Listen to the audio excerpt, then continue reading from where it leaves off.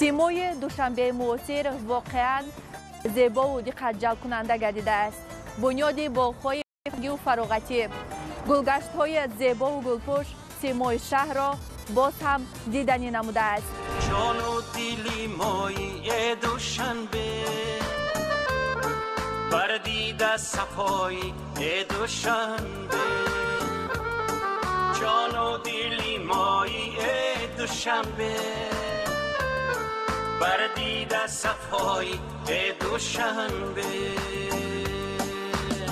شهر دوشنبه در یک فرصت کوتاه به یکی از شهرهای زیبای نه تنها تاجیکستان بلکه منطقه و جهان تبدیل یافته است که این همه ثمره تدبیراندیشی‌های پیشوای معظم ملت محترم امام علی رحمان و رئیس شهر دوشنبه محترم رستم امام علی می باشد.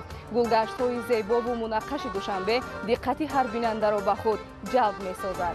امروز کی تختی جمع درست دوشنبه بر تاجی کی آزاد چو دنیاست دوشنبه، خطران و بدخشان و حصاری تو همین جاست، در شش جهتی ماست همه جاست دوشنبه.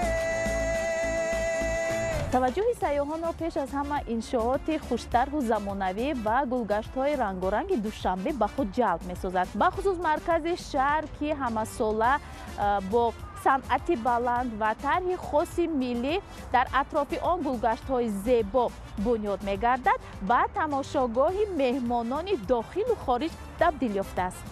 دوشنبه سر به سر بنیاد گردد، دوشنبه دیگر بنیاد گردد، دوشنبه سر به سر بنیاد گردد، دوشنبه دیگر بنیاد گردد. بعضم شهر پسر کی نیک آموخت متاند از پدر بنیاد گردد، بعضم شهر پسر کی نیک آموخت متاند از پدر بنیاد گردد، دوشنبه دیگر بنیاد گردد. دوشنبه یکی از شهرهایی می باشد که در رده‌بندی شهرهای آینده‌دار و سیاحی موقع نمایان را طول سالهای اخیر کسب کرد. توجه عالمیان به پایتخت تاجیکستان شهر دلارای دوشنبه که امروز سیمای معاصر و دقت جلب کننده دارد بیش از پیش می افزاید. تو را من می پرستم سجده سجده، چو همتن می پرستم سجده سجده، چو میهن می پرستم سجده سجده.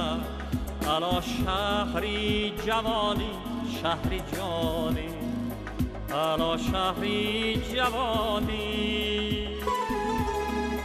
تو هم سینی منی داخونده بنیاد، تو هم سانی منی داخونده آباد، تو هم جنسی منی داخونده اولاد. الا شهری جوانی شهری جانی، الا شهری جوانی.